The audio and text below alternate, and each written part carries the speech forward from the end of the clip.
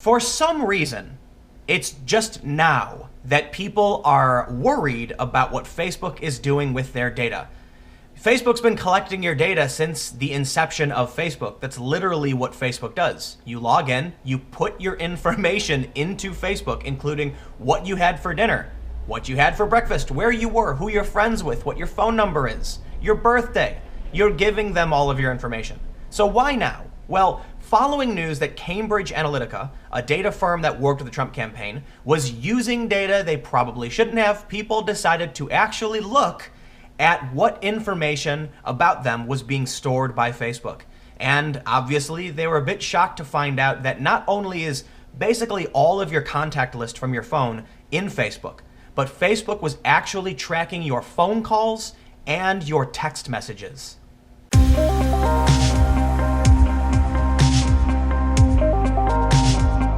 Now, this video isn't just to rag on Facebook and criticize their panopticon, their data collection practices, but also point out that you all agreed to this.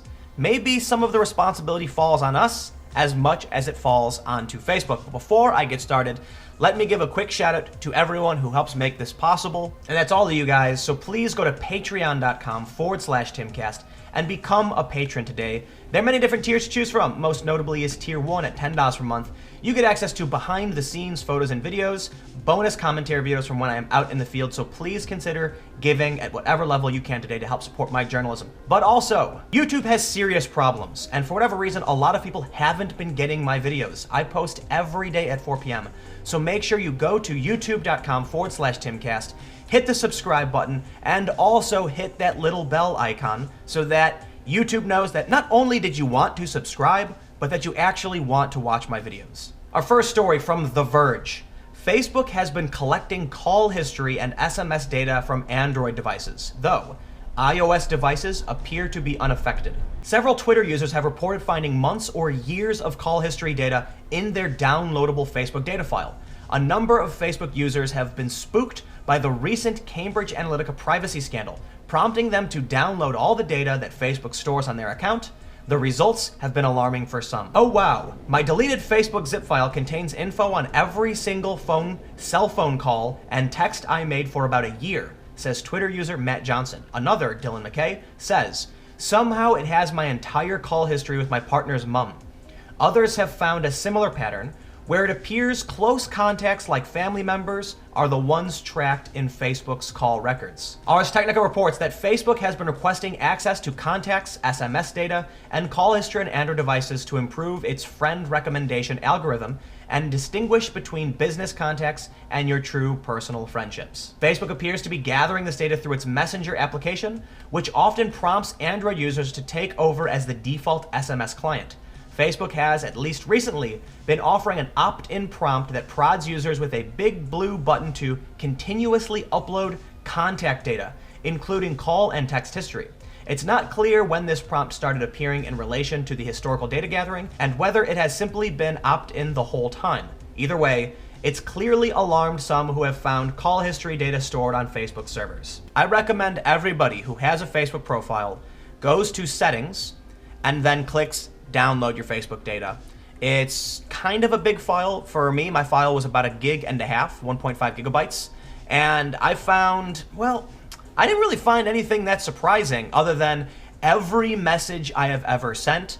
And there's some stuff in there that you just want to forget. People that I'm not friends with anymore, ex-girlfriends, messages. You know, I actually made the mistake of going through messages with one of my exes and reading the very happy first message to the very terrifying moment we blocked each other. And although I'm not shocked it exists, I certainly wish it didn't. So again, go to Facebook settings, download your history, and look what they have, because apparently many people have opted in to give their data to Facebook, and they probably wouldn't if they were paying attention to what they were giving up. So I just want to point out, although a lot of people are freaking out that Facebook has all of this data on them, you have to realize that you agreed to give this to Facebook. And I understand it's not just entirely our fault. Some people will see the terms of a service and you can't really read everything. But when you're using a mobile device, it will pop up with, hey, is it okay if we do this? And I recently installed the Facebook Messenger app on my phone, and it asked me if I wanted to allow them to do a bunch of this stuff. And I said, no, I do not want you having access to this information. But sure enough, they still have access to my contact list. What's fascinating about this is that many of the contacts in my Facebook data are not even in my phone anymore. Some of these people I haven't spoken to in years.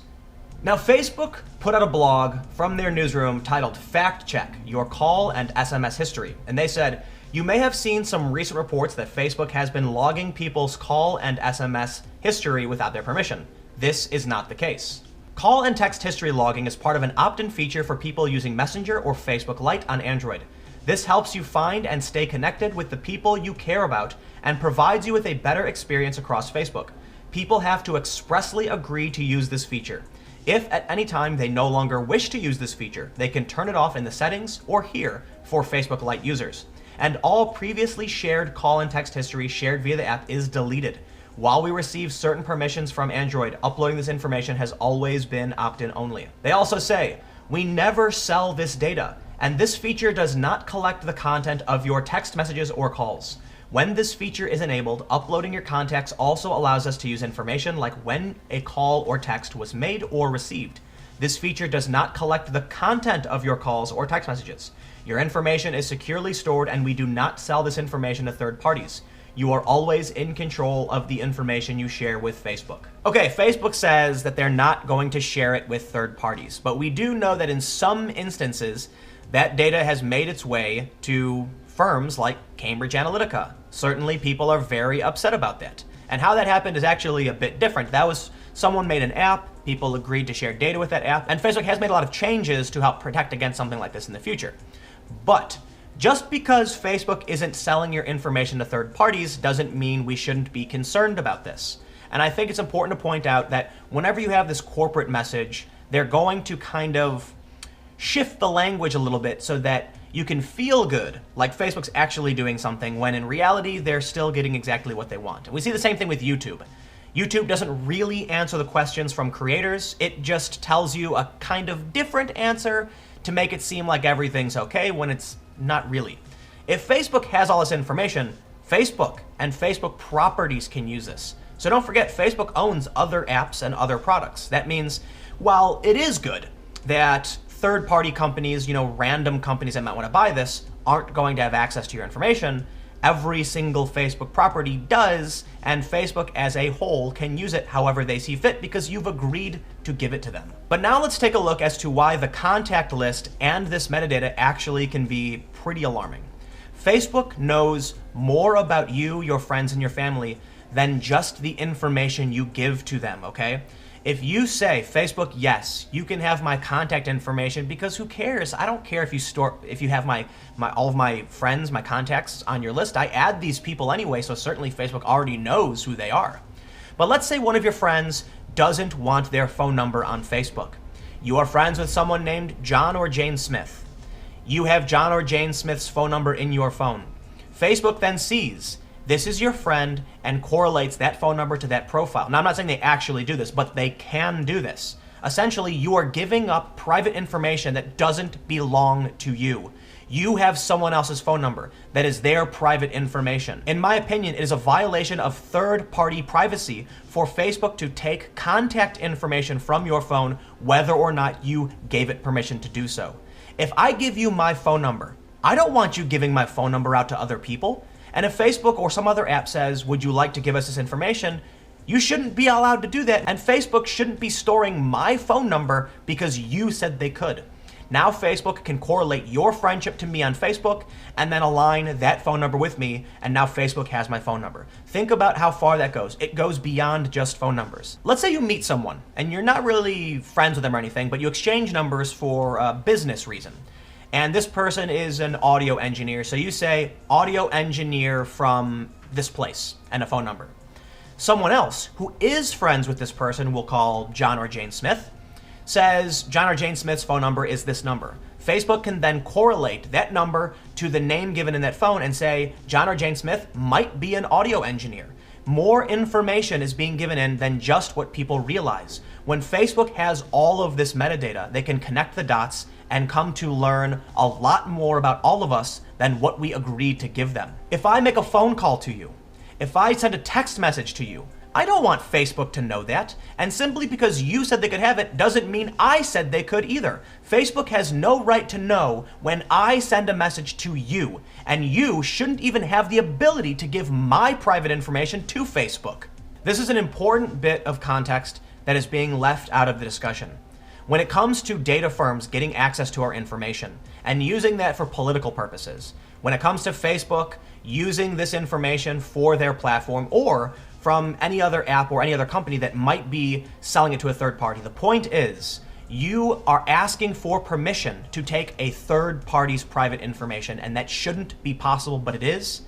And that means these companies, whether they want to sell me a Coke or they want me to vote for Hillary Clinton or Donald Trump, are getting access to my information, building a psychographic profile on me based on information other people are giving. Now let's talk about scale and how problematic this actually becomes. Facebook is getting access to information that I never agreed to give it. You did, and other people did. Let's say we have 100 people, and 60 or 70 of them use Android devices. Facebook then takes all of the call history and texting data from these phones, whether or not the people sending the texts agree, okay? So that means if you send me a text, I might just say, sure, Facebook, you can know that happened. But think about what happens at a larger scale. Everyone I text who is on Android, who has allowed Facebook to do this, is telling them when I texted them. That means for the most part, Facebook can draw a clear picture of who I'm talking to and when, because everyone is giving up this information. You have to think beyond just the individual scale. This is not an issue of I gave my information to Facebook. This is an issue of we are all giving information on ourselves and other people to Facebook, and that allows them to draw clear pictures of exactly who we're talking to and what we're doing. Then they can correlate anything posted to Facebook with those phone calls and text messages and possibly determine what you were talking about, or at least the context of the conversation. Even though we should take responsibility for giving up our private information to Facebook, Facebook is getting access to third-party information through us. And there are people who might not want to be on the grid or might not want to be on a Facebook, but I assure you Facebook has their data as well by correlating the data of everyone that person knows. This is just a quick analysis of some of the problems I see with handing over all of your data to Facebook. And although we can request our data from Facebook, we can't request the data that Facebook has learned or inferred based on the data we've given them. When you combine my data with your data, Facebook learns a million more things, and we can't request that information, but I'd sure like to know what the hell they've discovered based on the collection of data from so many people, over 1 billion. But let me know what you think in the comments below. We'll keep the conversation going. This is not a new problem. And I'm really curious as to why people are only bringing it up now, because we've known about these data breaches forever. We've known about this particular breach for, I believe, 2 years. And Facebook has been collecting our information forever, so why is it becoming relevant today? Let me know what you think in the comments below. Again, we'll keep the conversation going. You can follow me on Twitter @TimCast. Stay tuned. New videos every day at 4 p.m. And again, if you've made it this far, make sure you go to my page, youtube.com/TimCast, hit subscribe and hit the bell icon, because I can't tell you how frustrating it is to have people every day tell me they've either been unsubscribed to my channel or are just not getting my videos in their feed. It is what it is. Every platform's got their problems, but whatever. I'll see you all tomorrow.